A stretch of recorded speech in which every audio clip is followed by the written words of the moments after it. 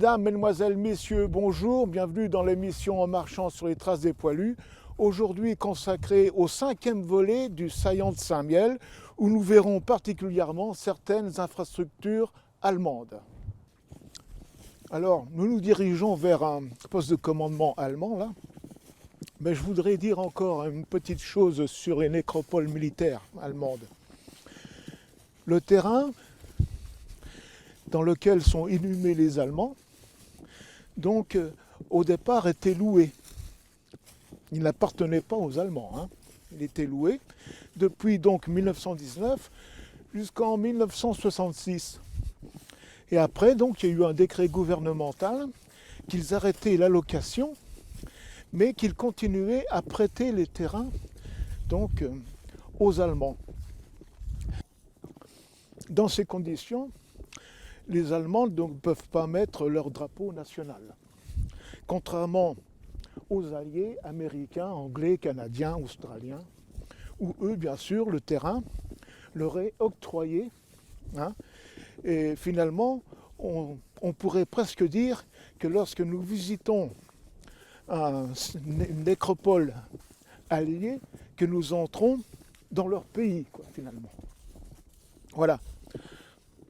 Sauf une particularité pour les Allemands, c'est celui donc de Consenvoie, la grande nécropole allemande de Consenvoie, où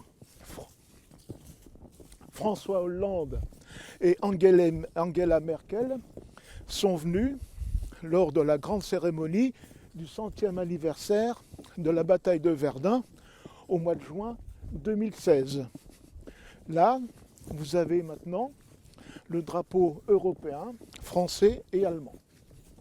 Alors nous voici à l'endroit du poste de commandement de la 3e brigade d'infanterie bavaroise, qui était installée à l'origine à la ferme du Vieil Étang, dont nous pouvons apercevoir le toit orangé parmi les arbres et l'étang qui se trouve juste à côté, car en septembre 1914, lors de la grande offensive allemande sur le secteur de Saint-Mihiel, cette 3e donc, brigade d'infanterie avait son état-major à la ferme en contrebas. Ensuite, elle a déménagé ses installations pour venir ici, donc dans ce bâtiment, dans ce bunker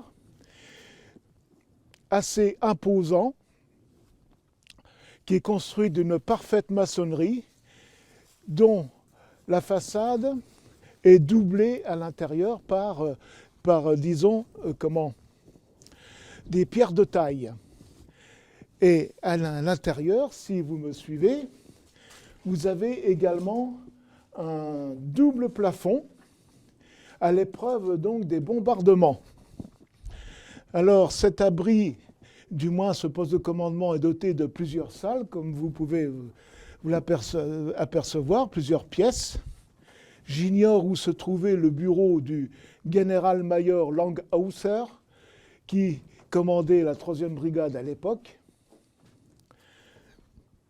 le bureau de ses secrétaires, ainsi de suite, mais sachez que finalement, ils étaient installés confortablement en contrebas d'un mouvement de terrain à l'épreuve donc des bombardements français. Alors vous avez également d'autres pièces contiguës à celle-ci. Voyez, des espaces restreints, certes, mais disons confortables. Avec ici, on aperçoit encore un conduit, sans doute, qui servait donc d'évacuation de fumée d'un poêle qui se trouve ici, de marque Colibri, mais j'ignore finalement si ce poêle est d'origine. Je ne sais pas. Toujours est-il que finalement, il serait presque en état de fonctionnement. Alors, contigu à l'alcôve dont je sors, vous avez ce couloir, un couloir dont le sol est travaillé, avec un béton qui a été, disons, ciselé, si je puis dire, en forme de carrelage.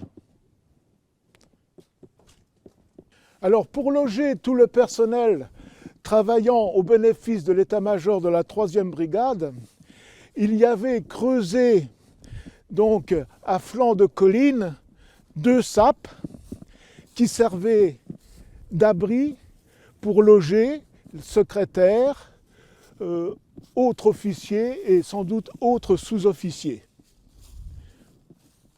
Donc vous voyez ici les ouvertures et encore des débris, vous voyez, des morceaux de bois et ainsi de suite.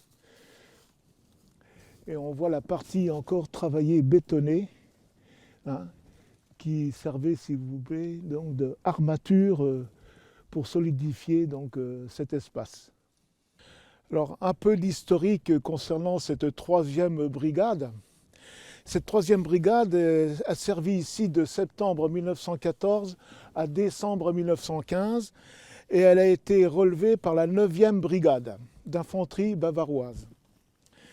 Alors, lorsqu'elle se trouvait à la ferme du Vieil Étang, la relation avec la famille Perrin qui tenait la ferme s'est bien passée finalement, à tel point que les enfants Perrin avaient pratiquement appris l'allemand en peu de temps puisqu'ils ont réussi à le parler. Le père Perrin, lui pendant ce temps-là, n'était pas vraiment, il était soldat, il n'était pas ici et il combattait à Verdun. En 1916, les Français entreprirent le bombardement de la zone et le commandant allemand du secteur, donc le commandant de la 3e brigade, a invité la famille Perrin à se réfugier à la ville de Saint-Miel, dans la ville de Saint-Miel, puisque finalement Saint-Miel n'était pas bombardée par les Français, vu qu'il y avait encore beaucoup de civils à l'intérieur. Une autre petite anecdote, c'est l'histoire du capitaine Vogel, qui servait, lui, dans un régiment d'artillerie, de l'autre côté de la ferme du Vieil Étang, qui se trouve être la ferme de la Marsoupe, qui se situe en gros à 1 km et demi d'ici. Et lui qui a fait la 2e guerre mondiale connaissait bien la famille Perrin parce qu'ils avaient des relations amicales. Et en repassant dans le secteur en 1940, ce capitaine Vogel vient rendre visite aux Perrin. Alors nous sommes ici face aux 2 WC pour améliorer le confort de vie des gens qui travaillaient dans le bunker et qui logeaient bien sûr dans les sapes. Voilà. Ici, je tiens finalement un bout de rail de voie de 60. Je pense qu'il a plutôt servi à la construction de l'ouvrage en béton armé. Alors, un bunker ne peut pas vivre sans eau. Et ici, nous sommes à, en gros, une vingtaine de mètres de l'abri dont on vient de visiter. Et vous avez une fontaine qui était alimenté par un réceptacle qui se trouve au-dessus, lui-même alimenté par l'intermédiaire d'une source captée qui amenait l'eau grâce à des moteurs, à des pompes à moteur thermique ou électrique. Il y avait sans doute dans le secteur un gros groupe électrogène qui permettait de faire fonctionner ces pompes. Alors après la forêt de Gobessart, retour sur cette bonne ville de Saint-Miel, nous passons devant le quartier Sénarmont, qui était à l'origine la caserne du 40e régiment d'artillerie de campagne, qui a quitté cet endroit le 30 juillet 1914 pour aller en couverture frontière. Et elle n'y est jamais revenue. Alors ce quartier qui n'a pratiquement pas été bombardé pendant les 4 ans de la Grande Guerre, les Allemands l'ont investi pour y installer un service sanitaire, un lazaret, d'où hôpital militaire pour les convalescences, pour les opérations chirurgicales et non plus pour les opérations d'urgence. Alors cet hôpital militaire allemand fait partie des 11 hôpitaux qu'il y avait donc dans cette ville de Saint-Mihiel. Les autres hôpitaux concernés, notamment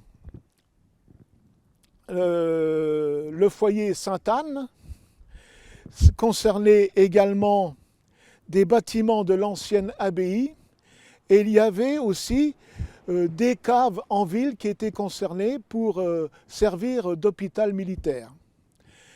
Alors, il y avait aussi, pas loin d'ici, à Vigneulles-les-Atonchâtel, un Feldbanderplatz, c'est-à-dire un grand hôpital de campagne qui a été construit, lui, des mains des Allemands. Et pour évacuer leurs blessés, pour ramener aussi du renfort, ils avaient même également construit à la sortie de Vigneulles-les-Atonchâtel une gare ferroviaire. Le service sanitaire allemand, qui était installé pour 4 ans à Saint-Mihiel, soignait également aussi les civils qui n'avaient pu partir. Et à partir donc de 1916, les médicaments étaient fournis gratuitement par le service sanitaire allemand aux civils, et au fur et à mesure, si vous voulez, économiquement, vu ce que ça coûtait, ils ont donc fait en sorte que ce soit l'État français qui paye donc les médicaments aux civils qu'ils avaient à leur charge. Alors, pour faire de grandes opérations et pour des grands soins à des blessés imminents, il faisait venir de Saint-Benoît en Wavre, un éminent médecin allemand, le docteur Blatzer. Bien, nous arrivons au terme de l'émission sur le saillant de Saint-Mihiel, et je tenais quand même à vous dire que les Américains sont venus ici occuper ces lieux lorsqu'il y avait leur dépôt de munitions à la forêt de Gobessart. Ils ont occupé ces lieux de 1947 à 1967. Nous nous reverrons prochainement pour une nouvelle émission. Je vous remercie pour votre fidélité. À bientôt, chers amis.